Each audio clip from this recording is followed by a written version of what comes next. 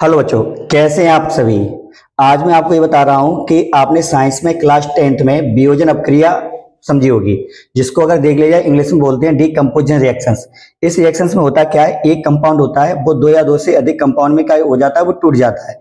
ऐसे अगर हम वाटर के बारे में बात करें, एक्वा के बारे में बात करें, जो आपका H2O होता है, अगर उसमें इलेक्ट्रिक करंट अगर हम दें तो इस इलेक्ट्रिक करंट को देने पर वो हाइड्रोजन और ऑक्सीजन में टूट जाएगा।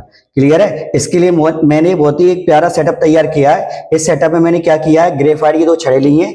इन छड़ों को मैंने पानी में डुबो कर रखा है और 9 वोल्ट की क्या ली है, एक बैटरी ली है। जैसे मैं इस बैटरी की कनेक्शन इससे करूंगा तो आप ये देख सकते हैं कि जो इसका जो एनोड होगा उससे आपकी ऑक्सीजन निकलेगी और जो कैथोड होगा उससे आपकी हाइड्रोजन निकलेगी। चेक करते हैं। जैसे मैं इसको इस पे कनेक्ट करता हूं तो आप ये देख सकते होंगे नीचे से आपको कुछ बुलबुले उठते हुए दिखाई दे रहे होंगे। ठीक है।